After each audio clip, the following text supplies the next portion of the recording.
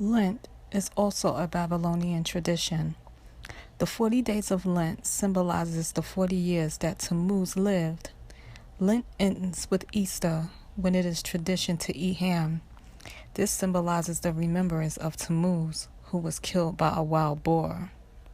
Ash Wednesday is known as the Mark of Tammuz. Long before Yahushua's crucifixion, the cross symbolized the Babylonian god Tammuz, who was killed by a wild boar. In his honor, women spent 40 days weeping for him, the origins of Lent.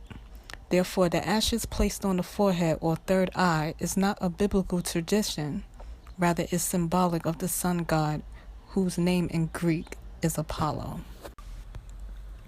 Palm Sunday is another pagan holiday.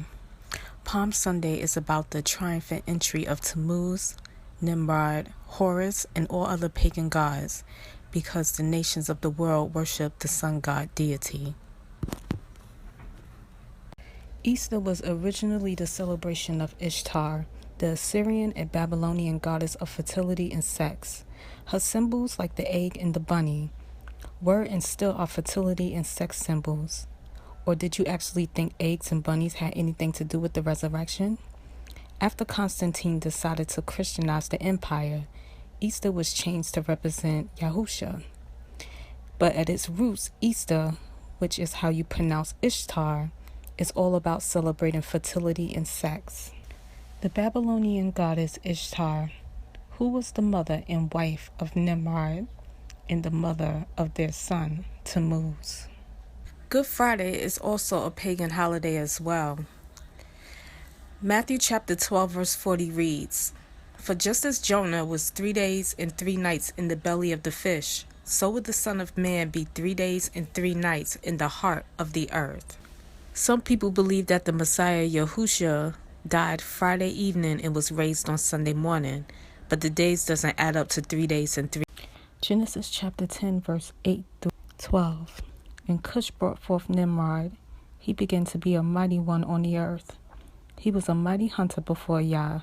Therefore it is said, like Nimrod, the mighty hunter before Yah. In the beginning of his reign was Babel, and Erech, and Akkad, and Calneh, in the land of Shinar. From that land he went to Asher, and built Nineveh, and Rehoboth, and Calah, and Resen between Nineveh and Calah, the great city. Ezekiel chapter 8 verse 12 through 15. Then Yah said to me, Son of man, have you seen what the leaders of Israel are doing with their idols in dark rooms? They are saying, Yah doesn't see us. He has deserted our land. Then Yah added, Come and I will show you even more detestable sins than these. He brought me to the north gate of the temple, and some women were sitting there weeping for the god Tammuz. Have you seen this? He asked. But I will show you even more detestable sins than these. Jeremiah chapter 10 verse 2.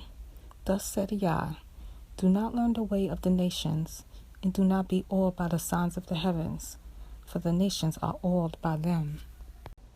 Leviticus chapter 11 verse 7. And the pig, though it has a split hoof completely divided, yet it does not chew the cud, it is unclean to you. Exodus chapter 20 verse 4 through 5. You do not make for yourself a carved image, or any likeness of that which is in the heavens above, or which is in the earth beneath, or which is in the waters under the earth. You do not bow down to them, nor serve them, for I, Yah, your father, am a jealous Yah, visiting the crookedness of the father on the children to the 3rd and 4th generations of those who hate me. Acts chapter 5 verse 29.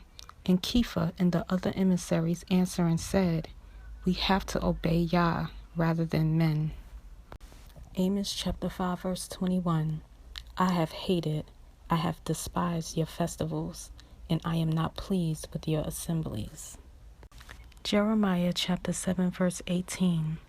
The children are gathering wood, the fathers are lighting a fire, and the women are kneading their dough to make cakes for the sovereigns of the heavens, and to pour out drink offerings to other mighty ones to provoke me. Mark chapter 7, verse 6 through 9.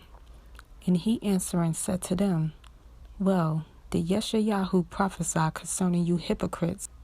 As it has been written, This people respect me with their lips, but their heart is far from me.